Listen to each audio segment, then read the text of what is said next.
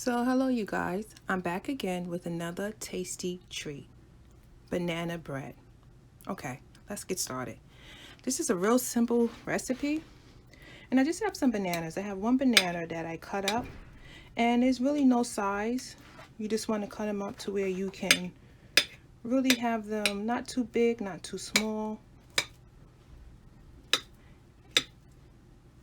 I love this recipe because it doesn't call for a lot of ingredients or a lot of heavy equipment like a Cuisinart or a mission blender. And again, you just want to mash these up a little bit. And I'm just using the back of my knife. It's real easy.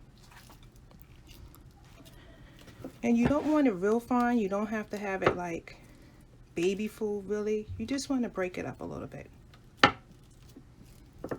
Please take a minute. Hit the like button. Hit the subscribe button. I'm really trying to get up to 500 subscribers so I can do a giveaway. It costs you absolutely nothing. Okay, there we go. And I'm going to put this in a bowl. And if you have bananas that you think is going bad or just before you're not quite sure what to do with them and it seems like they're going to start turning brown, this is a wonderful recipe to use this thing. Okay, now that's one banana. I'm going to put one more because in our home we love bananas. But again, if you only want to put one, that's great. After all, this is banana bread and it will be pretty, or banana loaf. It will be pretty strange to have no bananas. And you actually, or have a banana loaf or banana bread and you really can't taste the bananas. That has happened to me and I hate that. It's almost like eating a chocolate chip cookie and not tasting any chocolate chips. You're like, where are the chocolate chips? This is a banana bread, banana loaf. You want to taste the bananas. And again, I'm just breaking them up with the back of my knife. Real easy.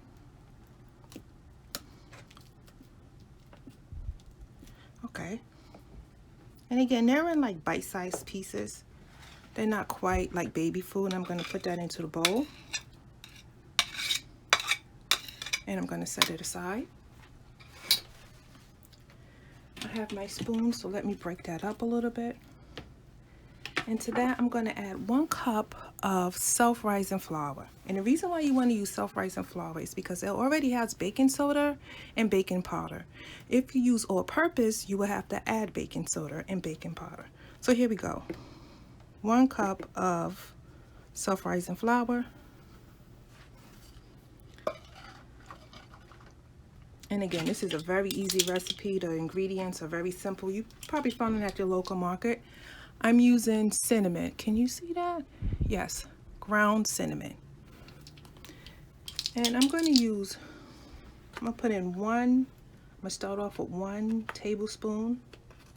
And you may think it's a lot, but because this is actually a bread, you want to, it absorb most of the flavoring. So if you did a teaspoon, you probably wouldn't taste the cinnamon. And again, if you don't like cinnamon, then you can use a teaspoon. You won't taste it as much. And I'm going to put here, into this cup, I have 3 beaten eggs and 1 stick of butter. And I'm using 1 stick of salted butter because believe it or not, salted butter actually make a dessert taste sweeter. So to this, I'm going to add 1 tablespoon of vanilla. I hope you can see that. There we go. 1 tablespoon of vanilla. And again, it may seem like it's a lot, but you really want the flavor to come through. Because of the flour, it's going to absorb a lot of the flavoring. And I have 1/2 cup of brown sugar. Now again, because this is not a cake, I'm not using a cup of sugar. I'm using 1/2 cup of brown sugar. And I'm going to mix this in with the liquid because you want it to break up. If I was to put the brown sugar in the batter, in the dry batter, it will probably stick together. So I'm going to break it up with the eggs and the butter. Okay. Just going to pour it over.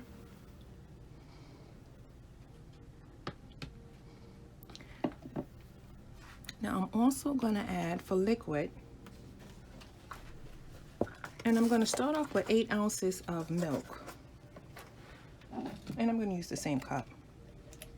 Why not? So that's 8 ounces. And you want this batter to be kind of thick. You don't really want it to be like a crepe batter that's thin. You want a thick batter. So I'm going to start off. That's about 6 ounces of liquid. And yes, see. All measurements will be linked below. And I know at first it may look like, oh, is this not coming together? But it will. And you just want everything to be mixed. And if you see the bananas in your batter, that is perfect.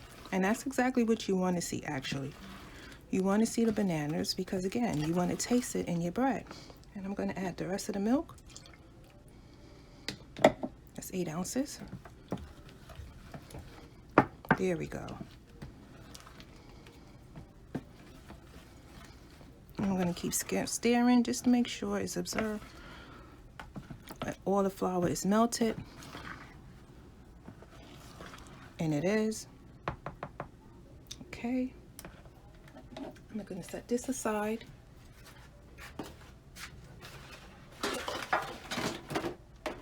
And I have my baking dish. You can use any style or baking dish you want, any side. I'm just going to do with this one.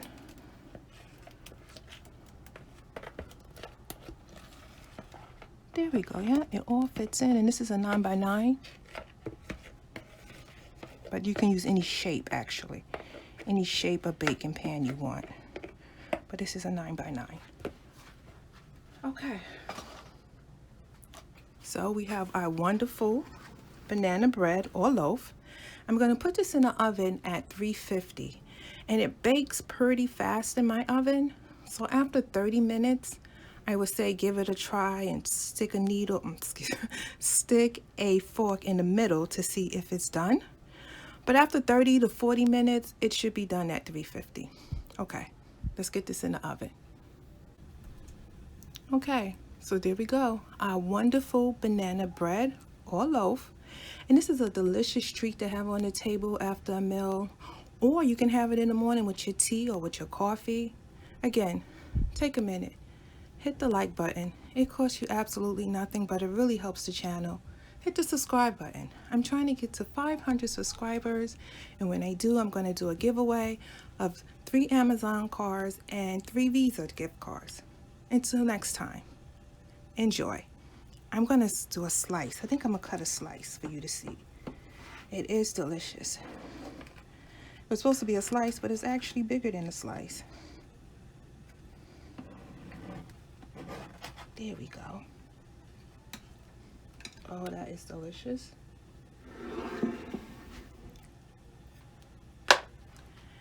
Have that with a nice. Now you can put some cream whip on top. I'm sorry, Cool Whip on top if you want it. But I think I'm going to eat it just as it is. And I may have it with a cup of tea or coffee. Until next time, enjoy.